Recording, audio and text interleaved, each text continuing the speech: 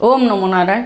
હું અરુણાબેન પી ગોસ્વામી સુરતથી તમારું સ્વાગત કરું છું અરુસ કિચનમાં. તો આજે આપણે બનાવશું ડ્રાયફ્રૂટ પૌવા. તો એના સારું આપણે 2 કપ જેટલા પૌવા લીધા છે, નોર્મલ જે આપણે પૌવા બનાવીએ એ. અને ડ્રાયફ્રૂટમાં તો આપણે બદામ લીધી છે થોડીક આ રીતે કાપીને, થોડાક કાજુ, અને આ આપણે લાલ દ્રાક્ષ આ રીતની કિસમિસ, અને થોડુંક આપણે નારિયેળ લીધું છે આ રીતે, અને ખજૂર. તો 4 થી 5 ખજૂર આપણે આ રીતે ઠળિયા કાઢીને લીધો, અને 2 મરચાં આપણે લીધા થોડીક તીખાશ માટે, અને લીમડો વઘાર માટે, અને 1 ચમચી જેટલી ખાંડ લીધી છે, અને મીઠું સ્વાદ પ્રમાણે.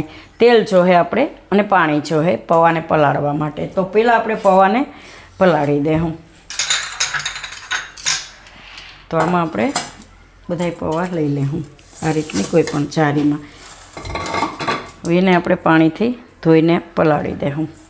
તો આ રીતે એમાં પાણી નાખતું જવાનું ને હાથથી ધોતું જવાનું આ રીતે, એટલે એકદમ સરસ પૌવા આપણા પલળી જાય. બધાય ભીના થઈ જવા જોઈએ પૌવા. તો બધાય પૌવા આ રીતે આપણે પલાળી અને રાખી દેવાના. તો આને આપણે રાખી દેવું, પાણી બધું નીતરી જાય ને એકદમ પલળીને સરસ કોરા થઈ જાય પૌવા આપણા. તો આપણે પૌવા પલળે ત્યાં સુધીમાં વઘાર કરી લેવું. તો આ કઢાઈ લીધીશ, ગેસ ચાલુ કરશું, અને આમાં આપણે થોડુંક તેલ નાખીશું આ રીતે થોડુંક જ. તો તેલને ગરમ થવા દે. તેલ આપણું ગરમ થઈ ગયું છે, એમાં પહેલાં મરચાં નાખીશું. ગેસ ધીમો કરી દે, અને એમાં આપણે બદામ નાખી દઈશું, અને કાજુ,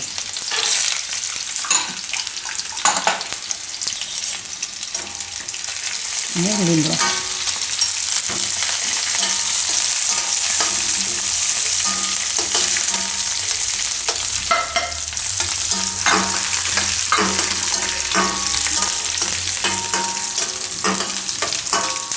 હવે આમાં આપણે નાખી દઈશું આ દ્રાક્ષ, કિસમિસ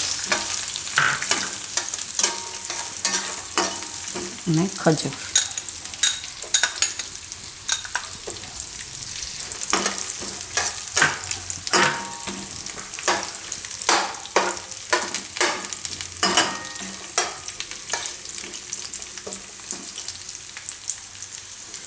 થોડુંક ભાંગી નાખવાનું એને.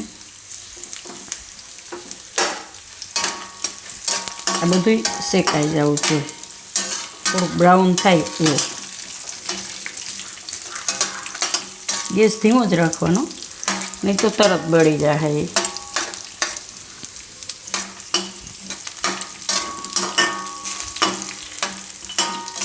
તો આમાં ટોપરું નાખી દેવું આપણે, તો એ શેકાઈ જાય ભેગું.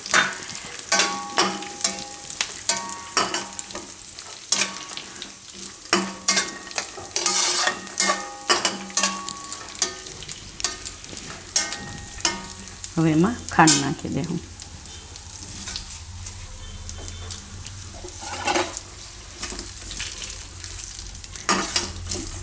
અને થોડુંક મીઠું. તો મીઠું આમાં ઓછું નાખશું આપણે, કે મીઠાશ થોડીક વધારે આવશે.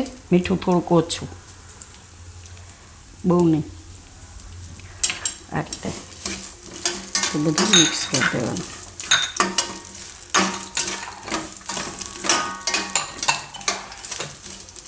તીખો ને મીઠો જ આપણે સ્વાદ આવશે, તો એને આપણે ખટાશ નહીં નાખીએ. તો હવે આપણે એમાં નાખી દઈશું પૌવા. તો પૌવા આપણે એકદમ સરસ પલળીને છૂટા થઈ ગયા. તો આમાં આપણે રાખી દઈશું.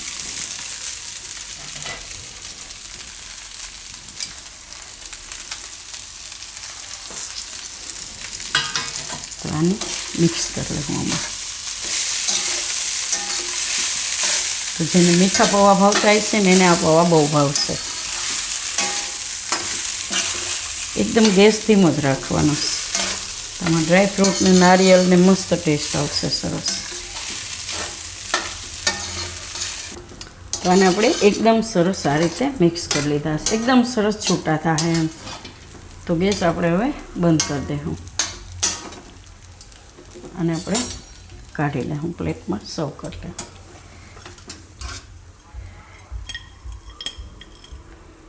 તો તો પૌવા તો આપણે બનાવતા જ હોય, પણ ક્યારેક એવું લાગે કે કોઈ મહેમાન એવું છે ને અલગ રીતે આપણે બનાવવા છે, તો આ રીતે તમે ડ્રાયફ્રૂટ પૌવા બનાવી શકો એમ.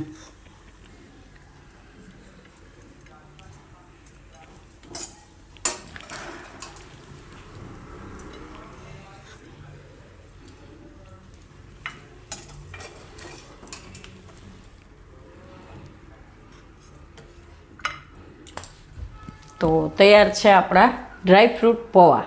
તો જો તમને મારી આ રેસીપી પસંદ આવી હોય તેને લાઇક કરજો, શેર કરજો અને મારી ચેનલને સબસ્ક્રાઈબ કરજો અને બેલ આઇકન દબાવવાનું ના ભૂલતા. કમેન્ટ કરીને કહેજો કે તમને કેવા લાગ્યા આ ડ્રાયફ્રૂટ પૌવા.